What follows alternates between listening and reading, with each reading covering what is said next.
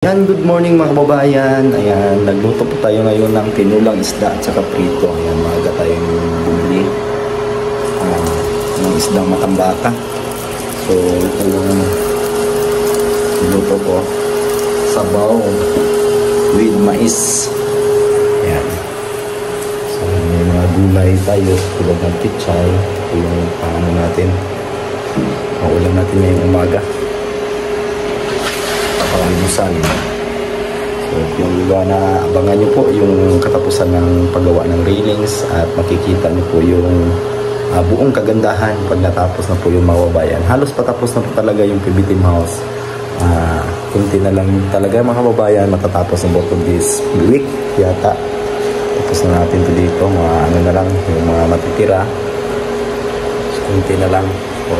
Sa sunod na linggo, baka pumunta na dito yung mga kasama natin para sa paggawa ng pader. Para mas mabilis yung paggawa ng pader, kailangan natin ng marami para madali lang matapos. So, nanood lang po kayo ngayong araw sa mga gagawing mga trabaho. Yun pa din, patuloy yung pagpintura ng railings. At yung mga dito sa likod, papatuloy din yung pagpintura ng itim. So, yun lang yung mga gagawin. Dito siguro baka makapagkabit ako ng mapping screen ngayon. So, gandahan na lang po natin ito mga kabayan at patatapos na po talaga ang PB House na inaantay-antay ninyo. Yung cutting ribbon sa soon magaganap. Antay lang kayo at manood lang kayo sa mga update ni PB Panday dito sa PB Team House. Manood lang po kayo palagi sa aking video at maraming salamat nagpatuloy na nag-subscribe sa akin mga kababayan. Maraming salamat sa inyo. Sana sa hindi pa nakapag-subscribe, i-subscribe po ng ating channel PB Team Panday. So, yun lang at pag maabot tayo ng 100,000 views, 100,000 subscribers, ayan, puputulin natin yung buhok natin at magpapa-short hair na po. Balik tayo ulit. So, may lagtaon din to, siguro nasa 5 taon to, 6 na taon na yata yung papahaba ko ng buhok. So mga gano'n tayo lang, magluluto pa ako.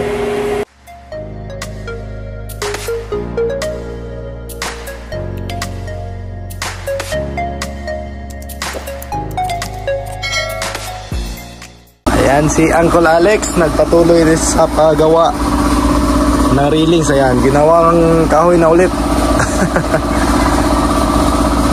Ganyan lang, oh, napaka simple lang tignan pero mahirap gawin. Yung mga bagyitang tirador sa kwan, sa buhangin. Bagyitang tirador. Ayan.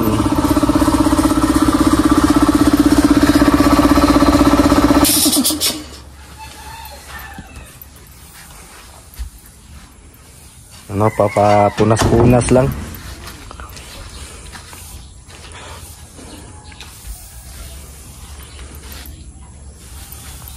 Yan, ganyan po yung kasunod ng, kasi ito yung ano.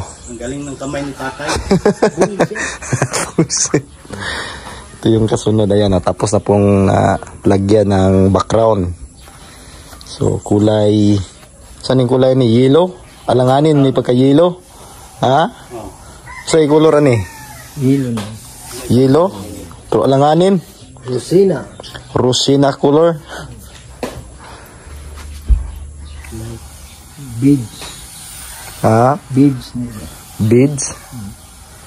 Ayan. Ganyan lang yung pagpunas-punas, oh. Basahan lang yung gamit.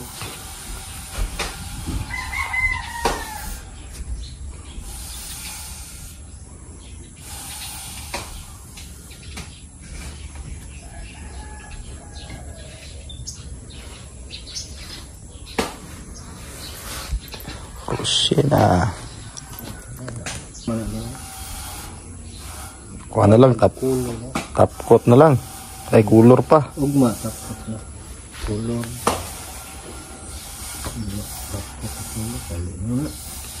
Pinila may langan. Ito na yung poste. Okay. Yan. Madiliman. Yan. Hanggang sa paitaas, ganito yung magiging ano niya. Porma. Hanggang mabot dun sa itaas.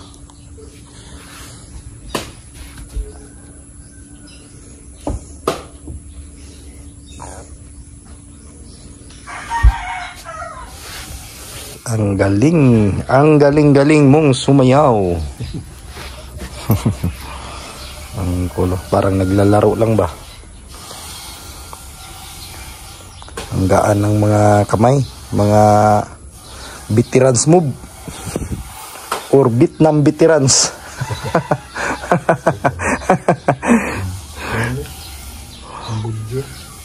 Cambodia. Di ka sa Vietnam. Cambodia. Yeah.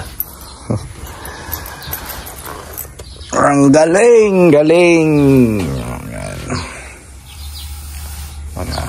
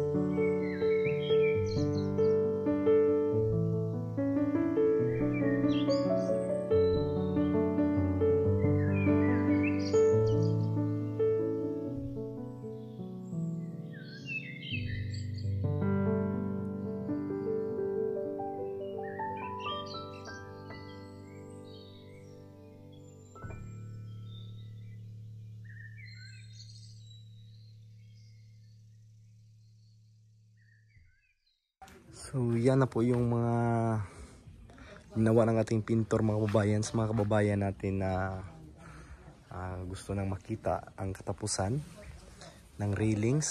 So ganito po yung magiging itsura niya sa hindi pa siya na smoothan, pero kailangan pa po ito siyang i-dark kunti katulad nito. Ayan. So dark na po siya ng kunti. Ito ay ano pa lang to. Hindi pa ito final. Kukulayan pa yan ng katulad nito sa natapos na. So ayan, pati dito ganito din yung nangyayari. Ayan. Gusto ni Sir Paul kasi yung dark ng konti para mag-match sa dingding ng PB house. So kaya ito lightan lang si Sir Paul nito, ganitong kulay. Ayan. At malapit na nilang matapos. So kaunti na lang yung ano nila. Dito na lang na side ang hindi, at saka yung mga poste, at yung sa gitna ay nasimula na sa bandang baba.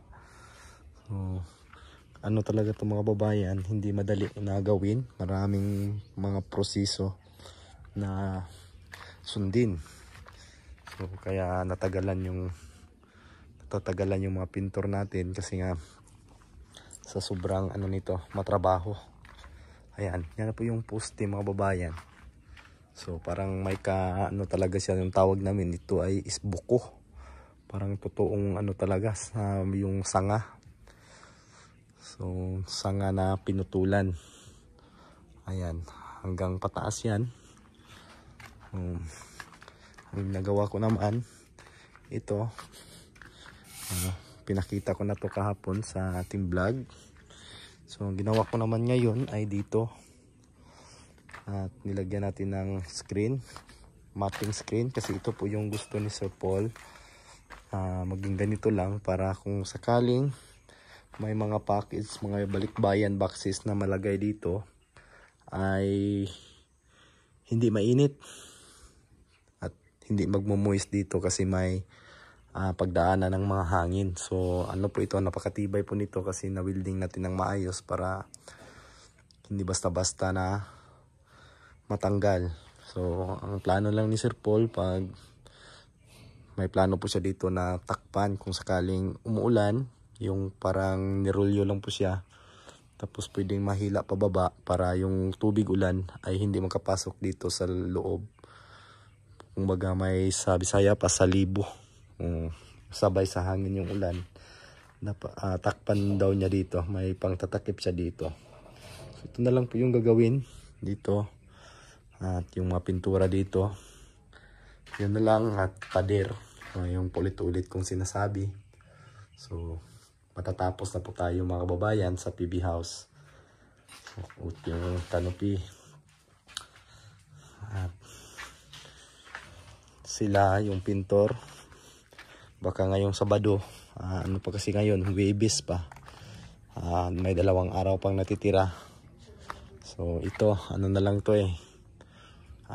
paghaspi na lang yung kulang sa mga poste, tapos ganitong kulay, smooth, tapos top coat, matatapos na po sila bukas. Ito matatapos na po ito lahat bukas, sabi nila. At doon na naman sila sa likod, yung railing sa likod na nakikita ninyo doon ay madali na lang po kasi yan, kasi nasabi ko yung madali kasi tapos na po yung namasilyahan, tapos ang ikukulay lang dyan ay itim. So madali lang, wala nang hassle. So yan, itim na yung ikukulay.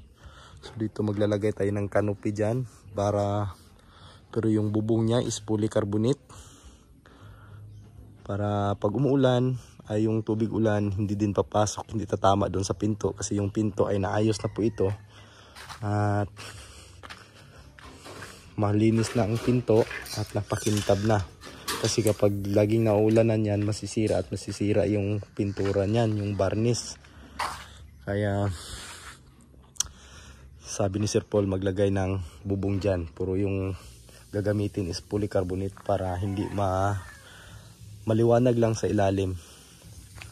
So So malapit na talaga sa mga kababayan nating nagaantay sa outcome or yung katapusan ng PB House, ay malapit na po tayo sa katotohanan. So yun lang mga kababayan, mag-antay lang po kayo at manood sa mga ginagawa nating pag-update, sa ginagawa nating vlog sa araw-araw. Ito po ang nakikita nyo dito. Ito, tatakpan po natin to para, kasi pangit po siya tignan pag nakaganyan lang yan. Tatakpan natin yan, may tatakip tayo dyan at pipinturahan natin para maganda po siya mga kababayan. So malapit na po talaga matapos. At yung pintor si Uncle Alex, yung magaling na pintor. So grabe yung proseso nito, pagliliha, grabe, primer green, naging yellow, hanggang sa naging brown, hanggang naging kahoy. Grabe yung niya. Ito po yung handle, paakyat ng hagdanan. So para talaga siyang, kung titingnan nyo dito sa personal, para talaga siyang kahoy mga kababayan. Hindi mo akalaing bakal siya, pero pag yan, para talaga siyang kahoy. So, ganun lang po mga babayan, at tatapusin nyo lang po ang video sa araw na ito. So ayan, sa nagtatanong pala ng aking background music, yung palaging hindi ko ma-replyan doon sa comment section, yung background music ko mga babayan is yun, ang title nun is Sweethearts.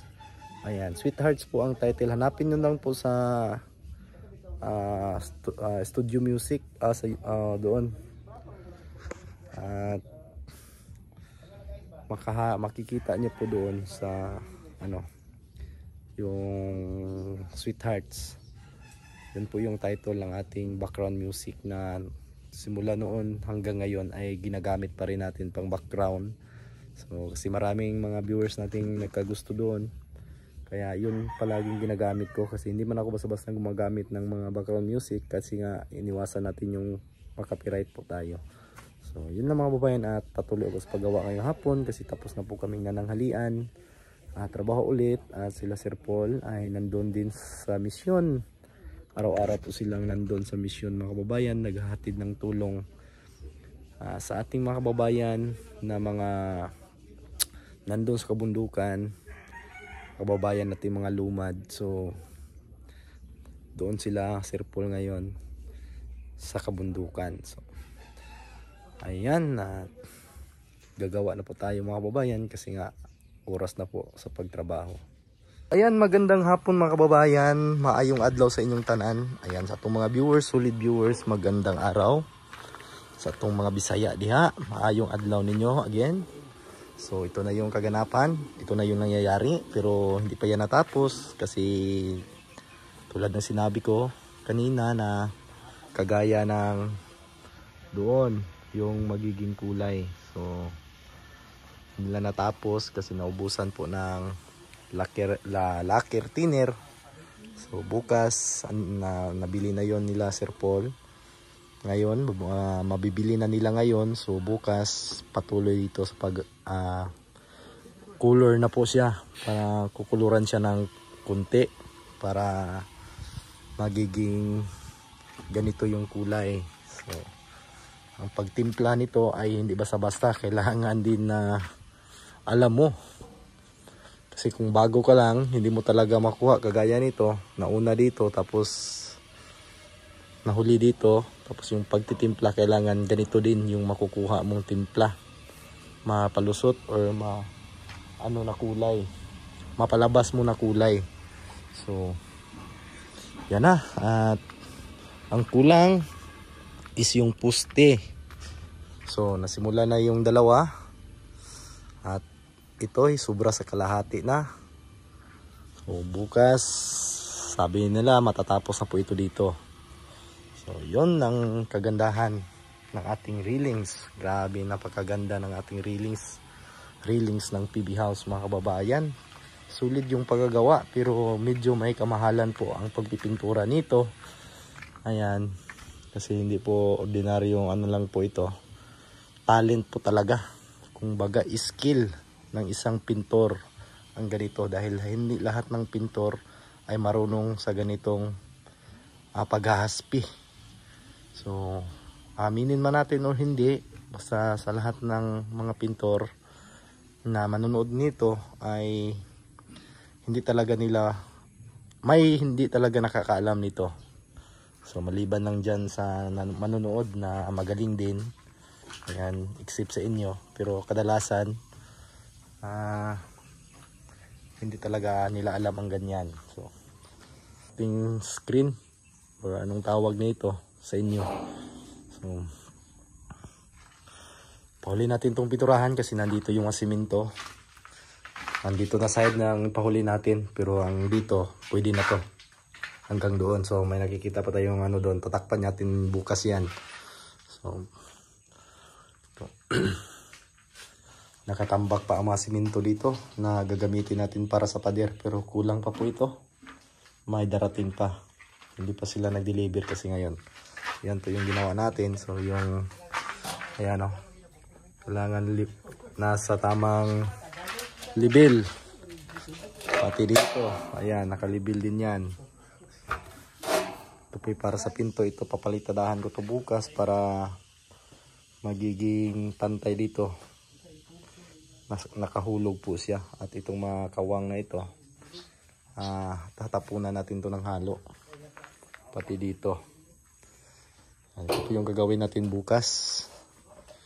So yung update natin ngayong araw mga kababayan, at maraming salamat sa nanonood ng aking mga ina-upload na video at sa nag-aabang ng katapusan ng PB Team House. So maraming salamat sa inyong lahat sa pagsulid suporta. Ayan, at manood din kayo sa video ni Bitoy Dilimix Vlog. Ayan, nandun po siya sa Takurong sa kanyang project. So baka babalik siya dito sa susunod na linggo kung hindi siya busy doon. Kasi patulong tayo dyan sa paggawa ng pader para mas mabilis yung paggawa. Kasi kung isang tao lang dyan or dalawa ay matatagalan tayo. Kaya mas maigi yung marami para madali yung trabaho. So, dito, ano na, patapos na po. At yung canopy na lang yung gagawin natin sa bandang gilid. Hindi pa natin nagawa. Tulad ng tayo lang yung naiwan dito. Yun lang po mga kababayan. At yung mga hollow blocks natin nandun na, nakatambak na, ang dami. So bali 1,000 pieces yung in-order ko na hollow blocks, pero may mga bakal na din doon na, simento. So kung kulang na lang dyan yung gagawa. Yun lang yung update mga kababayan ngayong hapon, ngayong araw. So maraming salamat sa inyong lahat. God bless ug amping mo tanan.